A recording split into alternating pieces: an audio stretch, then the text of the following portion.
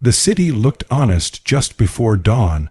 That was the lie Detective Aaron Cross told himself every morning as he stood by the cracked window of his apartment, watching the night bleed into gray. Neon signs flickered their last promises. Streetlights buzzed like dying insects. Somewhere below, a siren wailed, not urgent enough to save anyone, not distant enough to ignore. Aaron sipped burnt coffee and waited for his phone to ring. It rang at 4:12 a.m. "Cross," he said. The body lay face down near the edge of the pier, one arm dangling toward the black water below. The tide lapped softly against the wood, as if trying to erase evidence. Officer Lena Morales was already there, notebook in hand. "No ID," she said, "no wallet, no phone." Aaron crouched beside the victim, male, about 22, clean haircut, expensive shoes, not dockworker expensive, more like someone pretending to be rich. Cause of death was obvious. A single gunshot wound behind the left ear, execution style. He was dead before dawn. Morales added quietly, estimated 2D around 3:30. Aaron stared at the water. "Anyone see anything?" "Only the night," she replied. Something about the scene bothered him. No struggle, no blood trail. The killer had known exactly where to place the shot. This wasn't random. Back at the precinct, the morgue photos told a story the pier couldn't. The victim had a tattoo behind his right shoulder blade, a small hourglass, cracked down the middle. Aaron felt a chill crawl up his spine. He'd seen that symbol before. 10 years ago, during a corruption case that had nearly ended his career. Every witness who wore that mark had ended up dead. Always before dawn. The case had been buried. So had the truth. Run it through the database. Aaron told Morales. "Local gangs, Prison Inc., everything." Morales hesitated. "You look like you've seen a ghost." "Worse," Aaron said. "I've seen a pattern." The database hit came back an hour later. Name, Evan Hale. Age, 23. Occupation, junior accountant. No criminal record. No reason to be dead. Except Evan Hale wasn't clean. Not really. Financial records showed he'd recently transferred large sums of money through shell accounts tied to an old investigation, the Dawn Circle. A secret network of cops, politicians, and businessmen who believed power belonged to those willing to take it in the dark. Aaron had testified against them. Most had walked free. Some had disappeared. Apparently, the circle was still alive.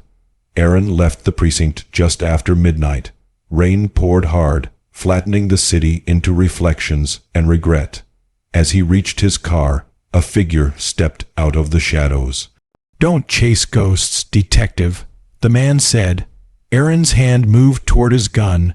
"Who are you?" "Someone who survives by leaving before dawn." The man tossed an envelope onto the hood and vanished into the rain. Inside the envelope was a single photograph, Evan Hale, standing beside another man, alive, time-stamped for tomorrow morning.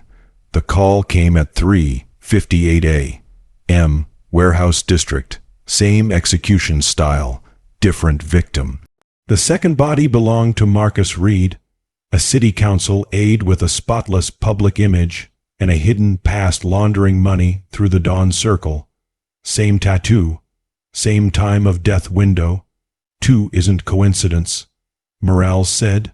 "No," Aaron replied. "It's a countdown." Aaron tracked the man from the photograph to a rundown motel on the outskirts of the city. Room 17. Inside, a trembling man sat on the bed, clutching a burner phone. "My name's Noah Vance," he said. "I was supposed to die tonight. Why didn't you?" Aaron asked. Noah swallowed. "Because I ran, and because I know who's killing them." He leaned forward. "It's not revenge," Noah whispered. "It's cleanup." Noah explained everything. The Dawn Circle had fractured. Someone inside had decided loose ends were liabilities. Anyone with the tattoo, anyone who could talk, they're erasing history, Noah said. "And you're next." Aaron felt the weight of old choices settle into his bones. "Who's leading it?" he asked. Noah hesitated. "Commissioner Holt." The room went silent. Commissioner Daniel Holt had built his career on integrity. Aaron had trusted him. That trust shattered as evidence piled up. Phone records, financial transfers, secret meetings before dawn. Holt wasn't just cleaning house. He was rewriting the past, and Aaron was the last chapter. Aaron knew when Holt would come. 4:00 a.m., just before dawn, he waited in the abandoned courthouse where the original Dawn Circle meetings had taken place. When Holt arrived, gun drawn, the truth finally surfaced. "You should have stayed quiet," Holt said.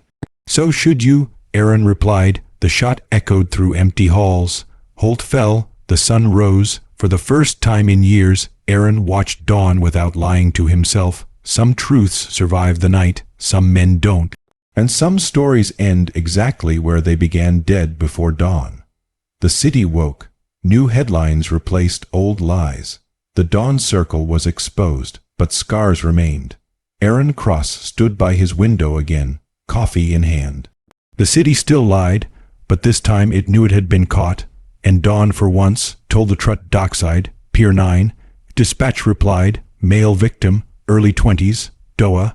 Aaron closed his eyes. Pier 9 meant water, warehouses, and the kind of silence that swallowed screams whole.